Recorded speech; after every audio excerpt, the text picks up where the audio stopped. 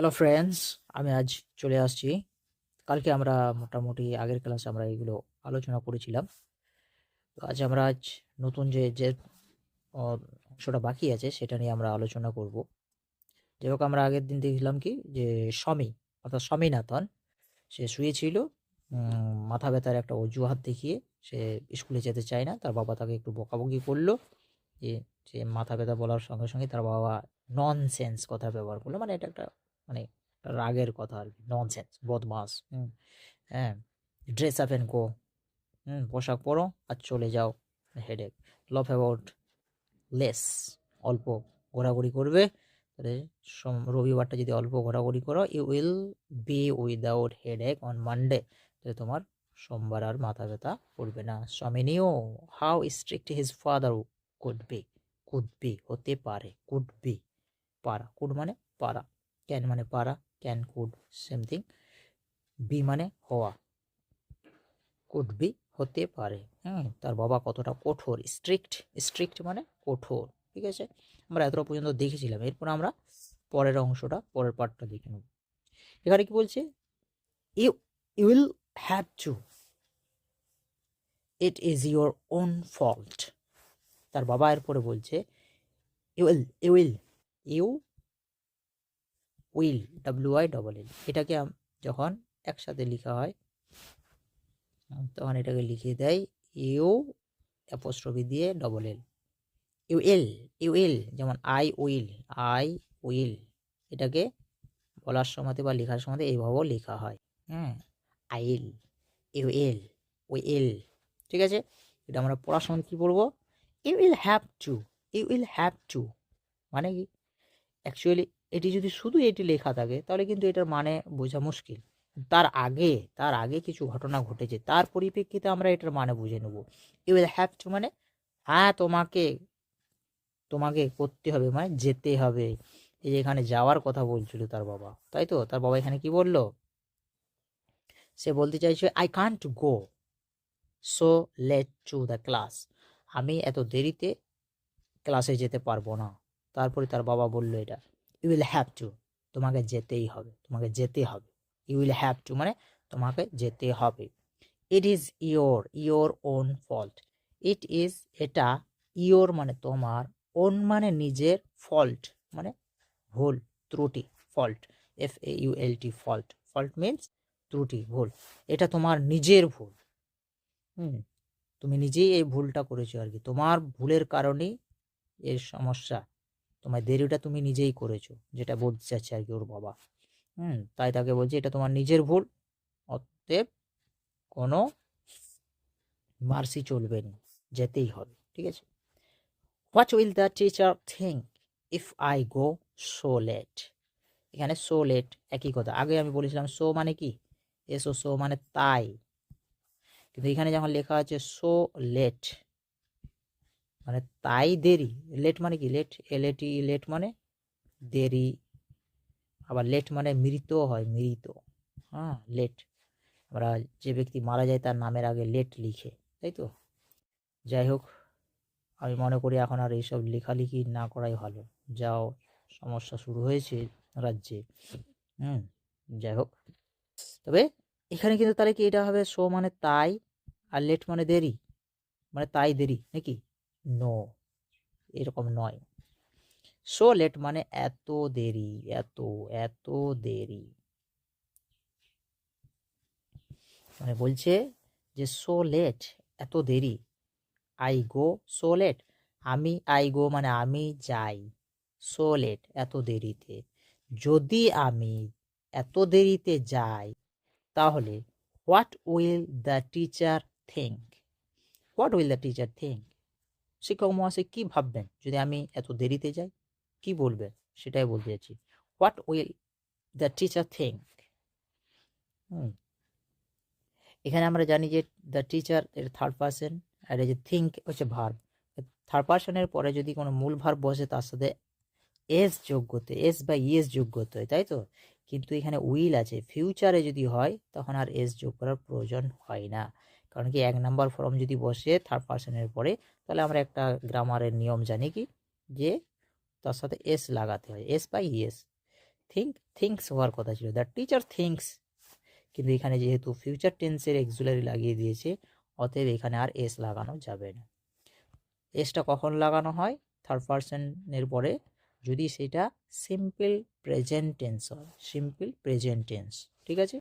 Simple present tense কি? সেখানে subject থাকবে আর ভার্বের 1 নাম্বার ফর্ম থাকবে V1 আর অবজেক্ট থাকবে। এই ফর্মেটে যদি থাকে, সাবজেক্টটা যদি সিঙ্গুলার ফর্মে হয় third person, singular form third person হতে হবে।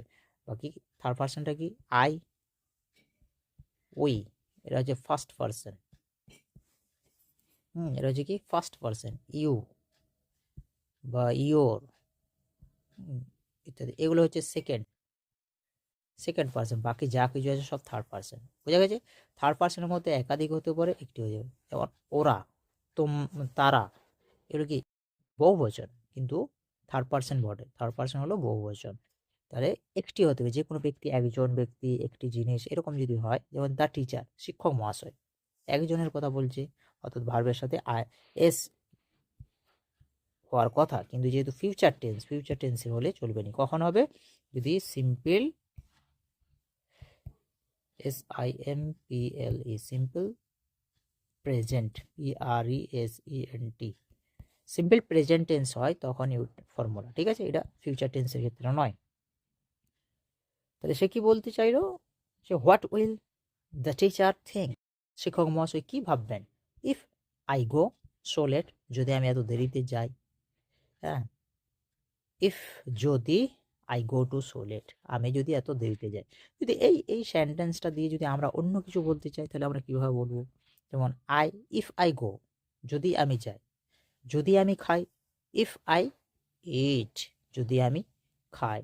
যদি আমি বলি, ইফ আই সে, আমরা বলিনি? যদি আমি এরকম বলি, যদি আমি এটা করি, if I do this type of things, if I think, if I say this, if I eat that, যদি আমি ওটা খাই। if I say something, যদি আমি কিছু বলি। ঠিক আছে? এইভাবে আমাদেরকে আরও কিছু শব্দ বা দিয়ে নতুন সেন্টেন্স বানানো শিখতে হবে। এটাই হলো আমাদের স্পোকেন ইংলিশ শেখার কৌশল। ঠিক আছে? এখানে আমরা দেখব কিছু, এবং সেগুলোকে দিয়ে আমরা জাস্ট কিছু আরও সেন্টেন্স বানানোর চেষ্টা করব। যেমন ইফ দিয়ে আমি বললাম, ইফ সে যদি আসতে চায়, if he wants to come, if he wants to come. তাহলে এখানে আমি কি বললাম? যদি সে আসতে চায়। বাংলাটা কি বললাম? যদি সে আসতে চায়। তাহলে এটাকে আমি ইংরেজিতে কি বলবো? যদি। তাহলে এটা হয়ে যাবে ইফ সে, হি বা সি হতে পারে, হিও হতে পারে, সিও হতে পারে। মহিলা হলে সি আর পুরুষ হলে হি। আমি হি বলছি।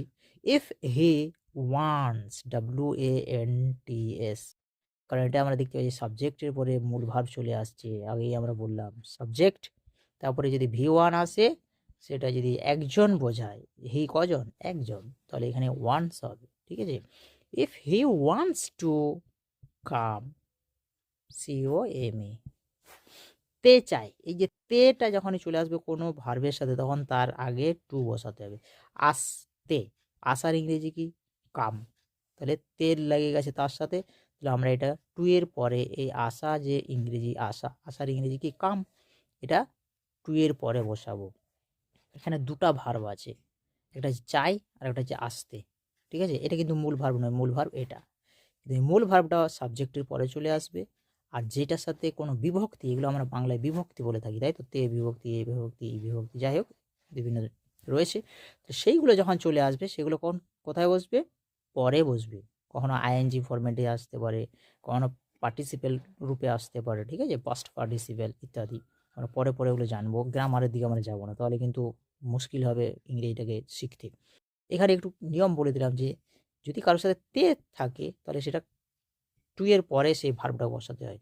যদি সে আসতে চায়, আসতে, তেটা কার সাথে লাগানো হচ্ছে? আসার সাথে, তাহলে টু এর পরে ওই আসার ইংরেজিটা আমরা বসাবো। ঠিক আছে? যদি সে যেতে চায়, যেতে, যাওয়ার সাথে তে লাগানো আছে, তাহলে টু এর পরে ওই যাওয়ার ইংরেজিটা বসাবো। যাওয়ার ইংরেজি কি? Go, go, to go. If he wants to go, যদি সে যেতে চায়, যদি সে যেতে চায়, তাহলে আমরা ইংরেজিতে যদি বলি এটা কি বলবো, if he or she wants to go, যদি সে যেতে চায়, যদি সে খেতে চায়, বা যদি সে বলতে চায়, সে চাওয়ার ইংরেজি হচ্ছে ওয়ান্ট। যদি তারা আসতে চায়, যদি তারা বা ওরা আসতে চায়, যদির ইংরেজি আমরা ইফ, তারা দে, সাবজেক্ট কি দে, এখানে ওয়ান্টস হবে নি, ওয়ান্টস নয় সরি, এখানে কিন্তু ওয়ান্টস হবে নি, এখানে কি হবে ওয়ান্ট হবে, কি হবে want. If they want to come, আগে সাবজেক্টটাতে কজন ছিল, একজন, হি, হি মানে একজন বোঝাচ্ছে, সেই জন্য ওয়ান্টস হয়েছিল, এস লেগেছিল এখানে, ঠিক আছে, হি ওয়ান্টস, কিন্তু দে ওয়ান্ট, নট ওয়ান্টস, ঠিক আছে।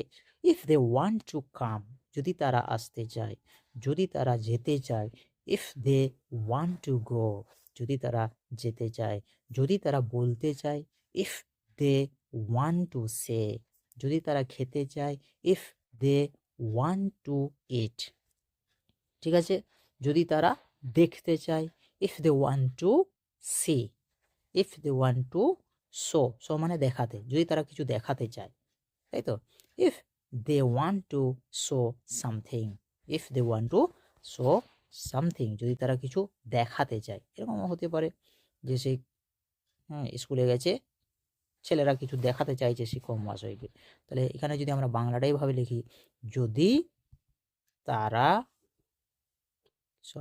কিছু দেখাতে চায়,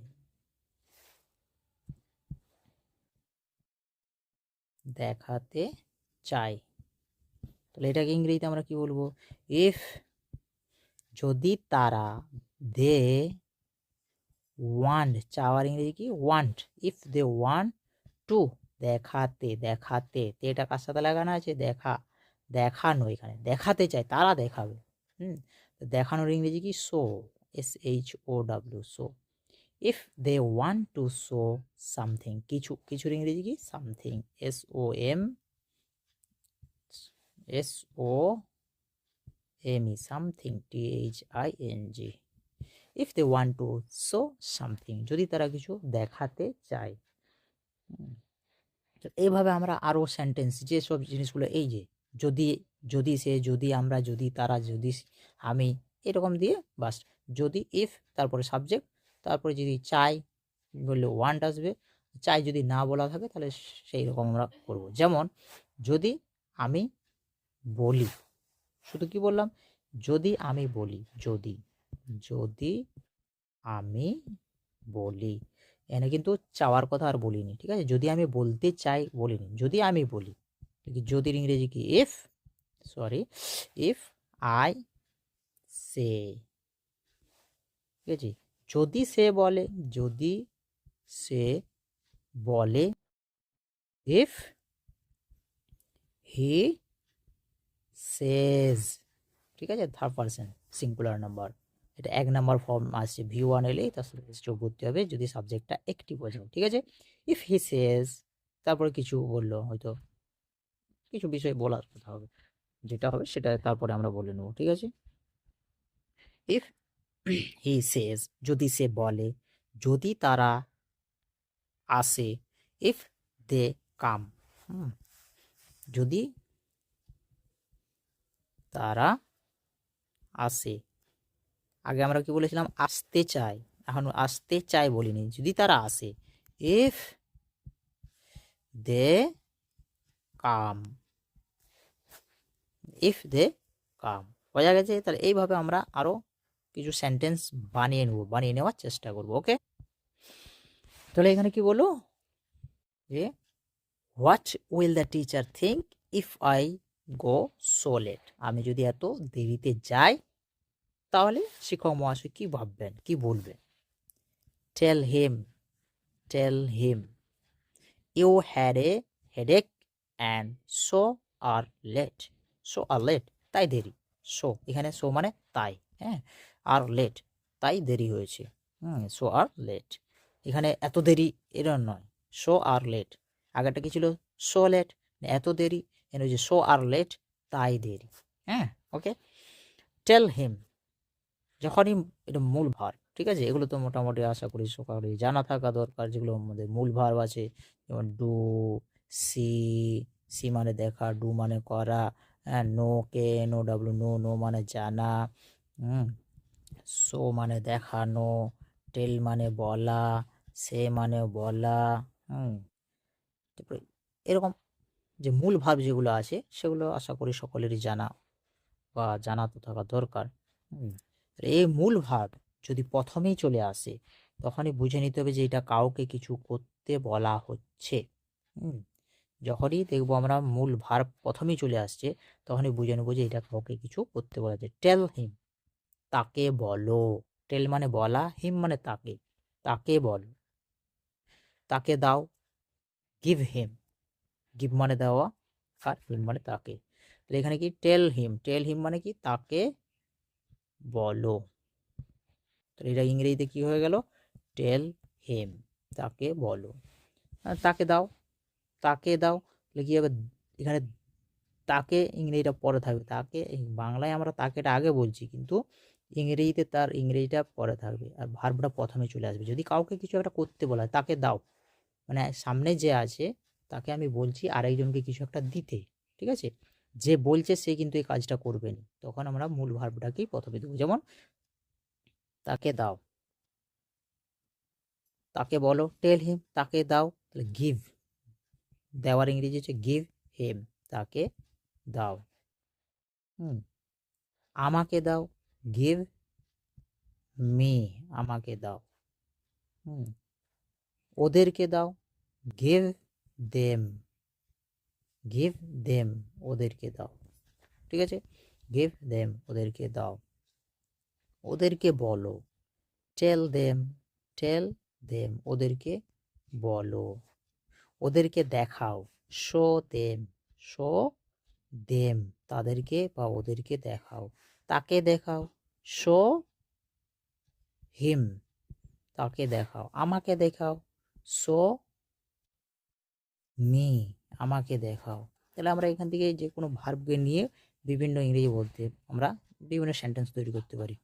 নো মানে জানা, আই ডোন্ট নো হিম, আমি তাকে চিনি না। হ্যাঁ, যদি এরকম শব্দ চলে আসে নো দিয়ে আমরা যদি বলি, নো মানে জানা বা চেনা, যদি এখানে লেখা থাকে আমি তাকে চিনি না, আমি তাকে চিনি, এখানে চিনি মানে জানা, হ্যাঁ, চিনি মানে খাওয়ার চিনি নয়, আমি তাকে চিনি, I know him. Simple present tense ব্যবহার করতে হবে, ঠিক আছে? এটা নিত্য একটা জিনিস, আমি তাকে চিনি, আমি তাকে চিনি না, আমি তাকে চিনি না, কী হবে তাহলে? আমি তাকে চিনি না, আমি তাকে চিনি না। তাহলে ইংরেজি কী হবে? I don't know, I don't know him. এ নো মানে হচ্ছে এ know, K N O W, know, ঠিক আছে? আই ডোন্ট নো হিম, বা আই, এটার মানে কি? I do not, I do not know him. এটাকে আমরা বলার সময়তে শর্টে বলবো কি আই ডোন্ট নো হিম, আমি তাকে চিনি না। আমি তাকে চিনি, আই নো হিম, আমি তাকে চিনি, আই ডোন্ট নো হিম, আমি তাকে চিনি না। বলা, আমি তাকে বলেছি বা আমি তাকে বলি। এরপরে যখন আমরা কাজটা করে ফেলেছি এরকম হবে, তখন কিন্তু পাস্ট টেন্স হয়ে গেল, সিম্পল পাস্ট বা প্রেজেন্ট পারফেক্টও বলা যায়, যে কাজটা হয়ে গেছে এমন কিছু, ঠিক আছে? যাই হোক, আমরা একটা সেন্টেন্স থেকে আরও ওই রকমের সেন্টেন্স যখন আসবে তখন আমরা ওই রকম নিয়ে আলোচনা করবো, কারণ নাহলে একটা জিনিস নিয়ে একটা জিনিসই অনেক কিছু আলোচনা হয়ে যাবে।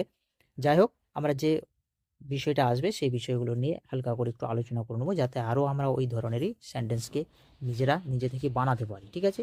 এইভাবেই আমরা যদি চেষ্টা করি, প্রতিনিয়ত যদি করি, আশা করি আমরা আমাদের কাজে আমরা সফল হতে পারবো, ঠিক আছে?